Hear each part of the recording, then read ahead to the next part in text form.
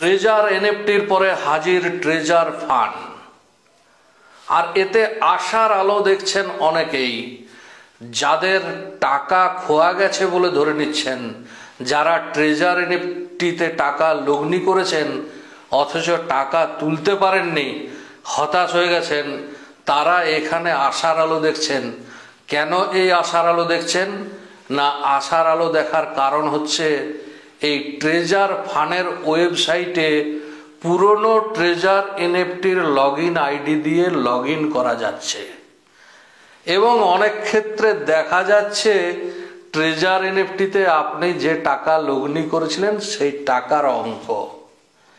এতেই সবাই আশার আলো দেখছেন, কিন্তু সেই টাকা কি তুলতে পারা যাচ্ছে নাকি সেই কালিদাসের হেঁয়ালি নেই তাই পাচ্ছ, থাকলে কোথায় পেতে।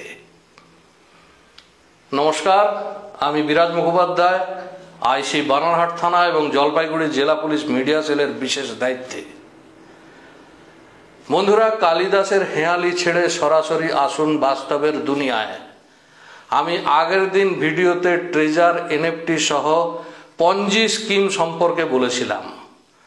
পঞ্জি স্কিম সম্পর্কে বিস্তারিত জানতে হলে আগের ভিডিওটি দেখুন, লিংক রইল ডেসক্রিপশন বক্সে, কিংবা যারা ইউটিউবে দেখছেন তারা লিংক পাবেন এন্ড স্ক্রিনে, ফেসবুকে লিংক পাবেন প্রথম কমেন্টে।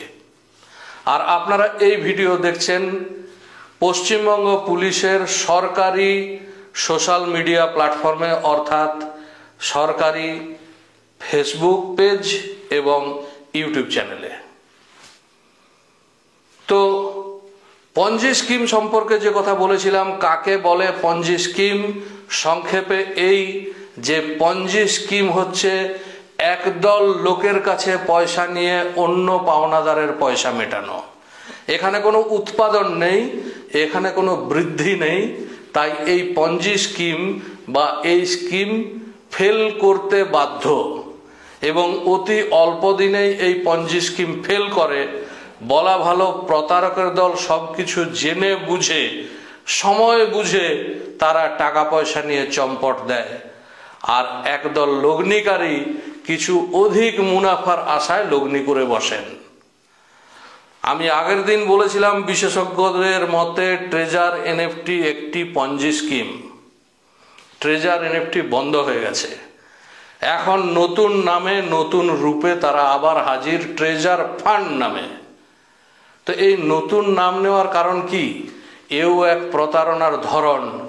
নতুন নামে আসবে নতুন খদ্দের, আবার আসবে পুরনো খদ্দেররা টাকা তোলার আশায়, এবং এখানে লোভ দেখানো হচ্ছে পুরনো খদ্দেররা $50 ইনভেস্ট করুন।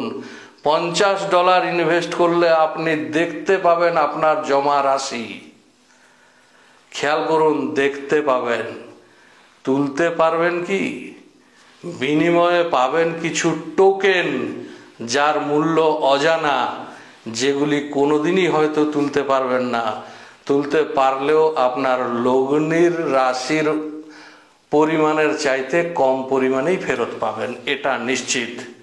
কাজেই বন্ধুরা, আমাদের তরফ থেকে যেটা বলার, সাবধান থাকুন, সতর্ক থাকুন, পঞ্জি স্কিম থেকে দূরে থাকুন। সুস্থ থাকুন, ভালো থাকুন, আবার দেখা হবে এই চ্যানেলে। নমস্কার।